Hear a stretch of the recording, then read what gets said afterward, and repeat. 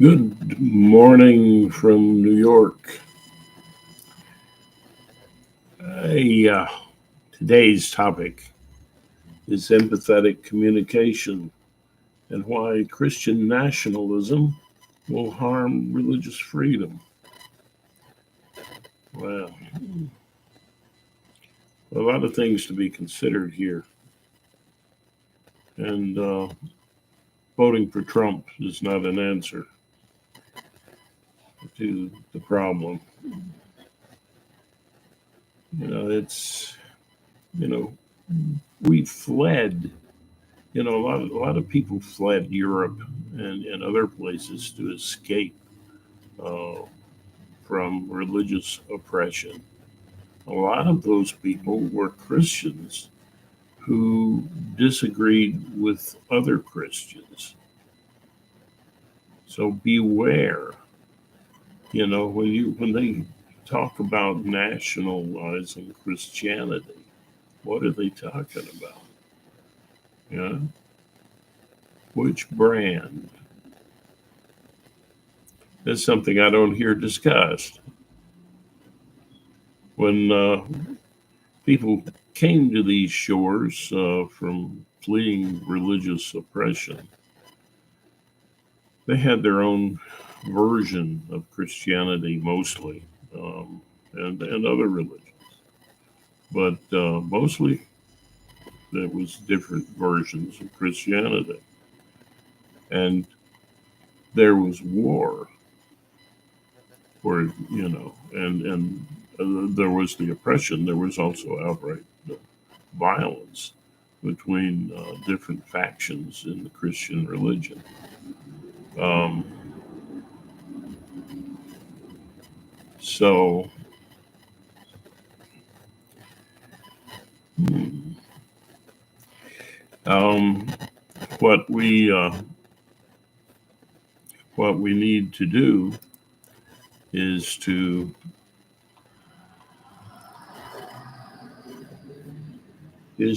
carefully consider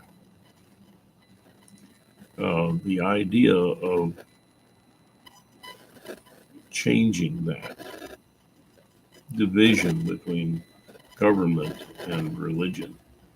That in that atmosphere, if you have faith in Jesus, right, or Buddha or whatever your religious figure is, um, can't they? Can't that influence be enough socially? You know, without forcing your religion down someone's throat. I don't see Jesus ever doing that. No, it's not in the Bible that I read. It's like, did he put the Pharisees in a headlock, and so believe in me or else, um, believe in me or get out of Israel. Come on, that's not that wasn't his message. It was a very inclusive message. In fact, all of the great mystics had inclusive messages. So, it's absolutely absurd.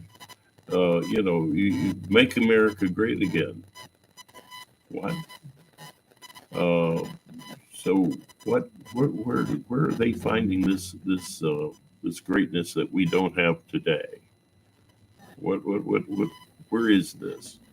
Um, is it just economic? Well, that's a political decision. Um, and thought and an economic one. But if it's having to do with religion, the greatness of the United States was that it was you had freedom of religion, freedom of worship. You could go wherever you like, and we have mosques and synagogues and churches all right next to each other, and different kinds of churches. There was a joke about, you know, churches sometimes not getting along, where a person's driving through town and they hear this two different hymns. The first church that they hear is going, "Will there be any stars? Any stars in my crown?" And as they pass the second church, they're singing, "No, not one. No, not one." So this is a light take on what once upon a time was quite violent. If you remember, when people were pushing Christianity down people's throats, or versions of it, people were killing each other over water baptism. You know, whether you should be sprinkled or take a dive into the water, and whether or not you should sprinkle the forehead of an infant or not. Um, this this You don't want to go back to that. That is not where America's greatness was in the past, is now, or will be in the future. Beware of that. If you have faith in the essence of your religion, then it should be something that's the right people, or I'd say the right people, or the people who will benefit from that, will hear it, and follow it. It's, you can say, well, you can push morality. Well, whose morality?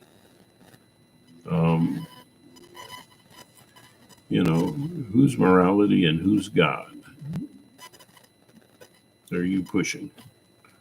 And when you do that, you're pushing other people out. You're taking away the diversity that made our country as great as it is today.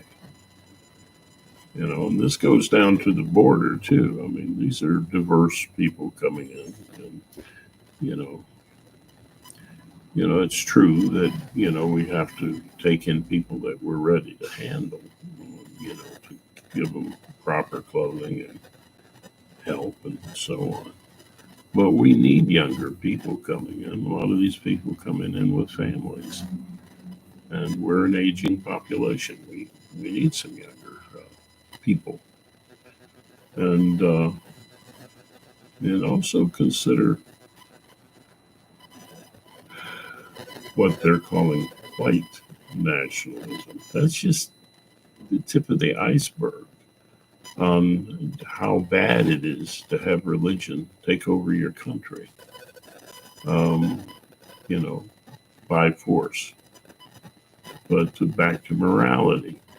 Well, morality is based on empathy, and I'd say, according to the philosophy of inner mind communication, that's comes in three forms: objective, creative, and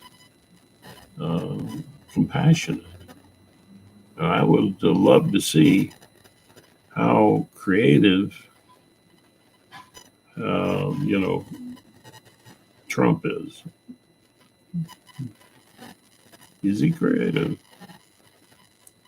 That's part of morality. That's our artfulness in dealing, in communication, and viewing things, seeing the good in things, and helping to promote those things.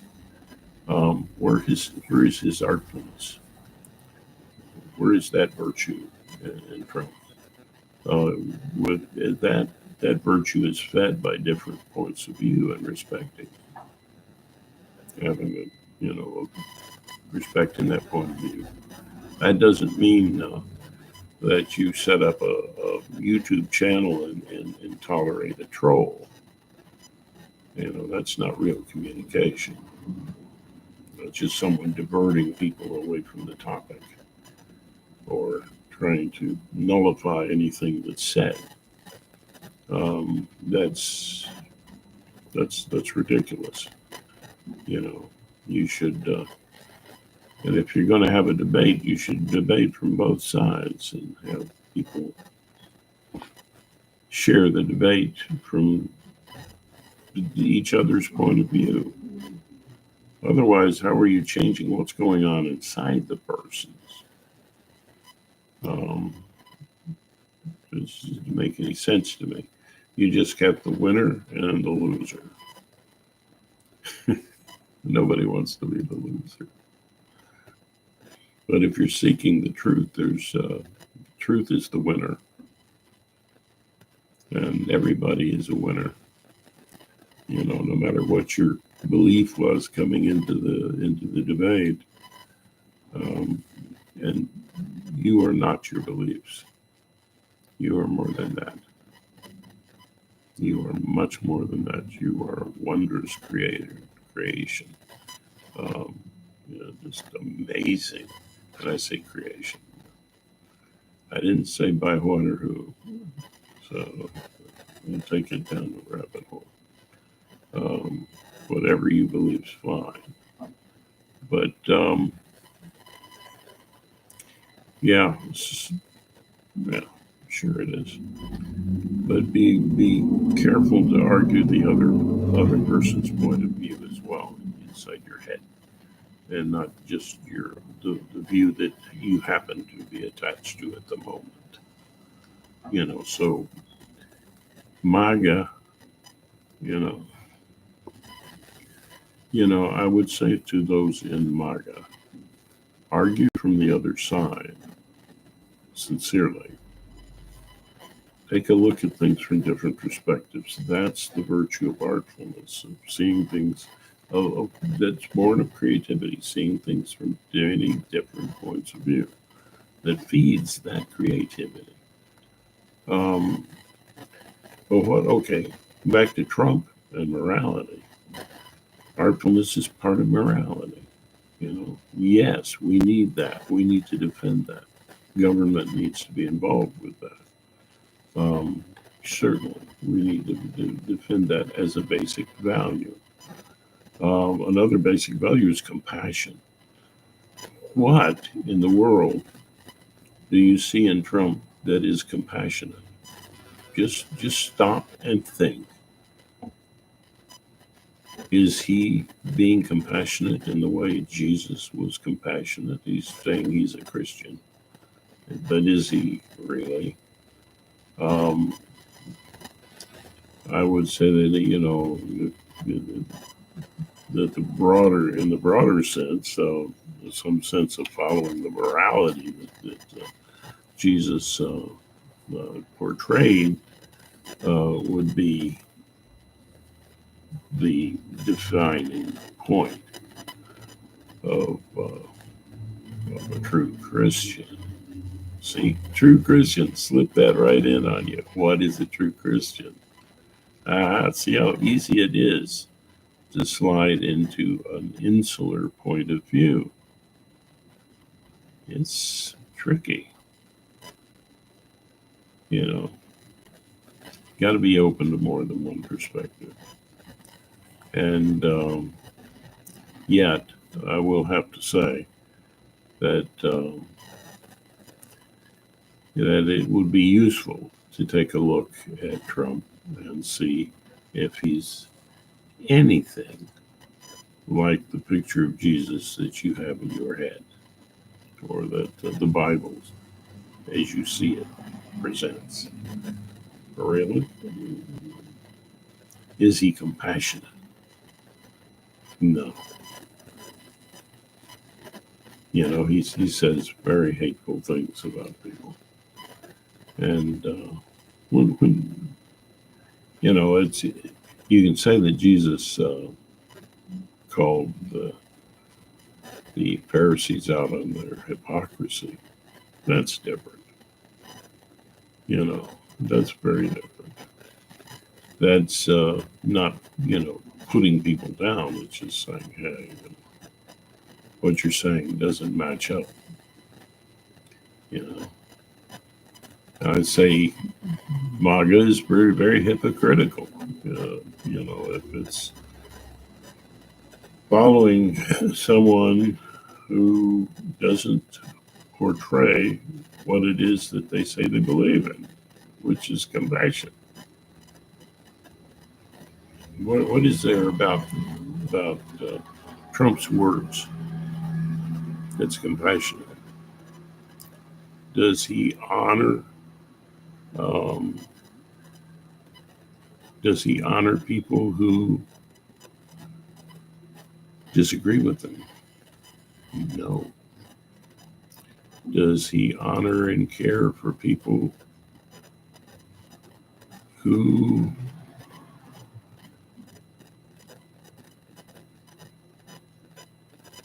are from a different culture?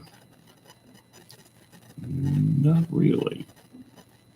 And then the question is begged, what culture exactly is it that he does love? It's not an act of love or compassion to convince a group that they should have the attitude my way or the highway. You don't deserve care. You don't deserve to be in the country if you don't agree with me. That's selfish, not compassionate. So I don't buy it. And you remember what Jesus said? It's something along the order of you don't pick grapes from thorn bushes.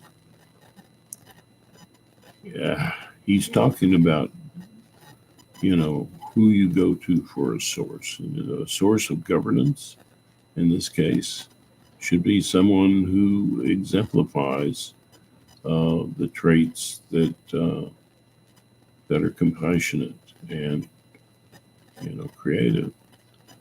I would say that Joe Biden very much fits both of those categories, and he's also very objective. Or what is the value of objectivity? Well, objectivity has to do with how we arrive at anything that we reliably can call truth. Objectivity means that you don't attach yourself to beliefs and look to confirm them. It means that you challenge them and see how they hold up. Let that sink in. That's something that I see as a virtue in Trump and Joe Biden that I don't see in Donald Trump. He has been caught lying, proven so in court. Yeah. So is lying? Well, you got to say that if you're lying to protect, you're in Nazi Germany and you're lying to protect, persecuted people in your basement, including there was Jews and gays and a number of people. Yeah, lying's a virtue then. But in general, lying, that's just about self-service, and that doesn't. But you can't build on it. In friendly company, you don't lie. You don't. It's wrong. You can't build on lies. You can't make a future from lies. The election was not stolen. For heaven's sakes, you had Republicans and Democrats counting the votes. good-hearted Americans, counting the votes, doing the best they could, and then you say, well, it's illegitimate. No, it wasn't. Think before you vote. Think hard where you want this country to go. Inner mind communication philosophy would tell you, make a decision based on virtues if you're picking a leader.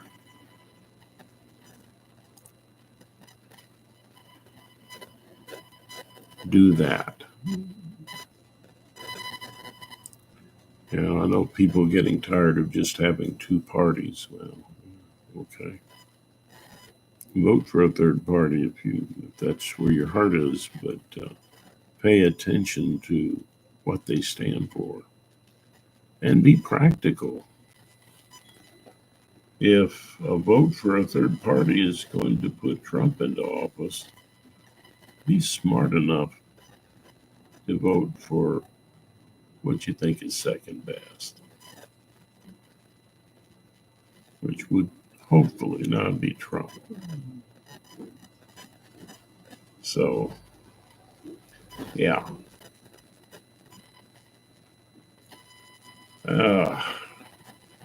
It's not lacking in compassion to point out hypocrisy. Take Jesus' example for that. It's not lacking in compassion to say Trump doesn't deserve another term. He doesn't. And on the other hand, I don't agree that punishing people is the way of the mystic or Jesus or Buddha or any number of other great mystics in the world. It's not. It is not. So, it's time to wrap this up. I hope when you discover that I went live, that you never know when I will do it. Yeah. So, and, comment anyway. Give it a thumbs up or a thumbs down. And share the video if you agree with it enough to want to share it. And subscribe if you want this channel voice to go forward. Will it always be my voice? I hope not. We're hoping to grow this channel and then increase the number of voices. Right now, this is where it is, just below me. Below would be Mystic Me. Yeah, you're all mystics in your heart of hearts because you have the capacity to love and spread love. You have the capacity to see the wonder that is a human being, including yourself. You have the capacity to realize we're all part and parcel with this universe. We're all family, and especially humans and other humans. Act accordingly. As I like to say at the end of my videos, namaste, which means all of that and much more.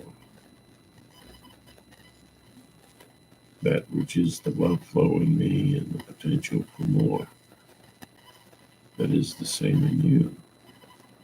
I'd like to honor that. And you, each of you, and you. Namaste. And have a good day, y'all. And be sure and vote, no matter what your opinion is. Adios.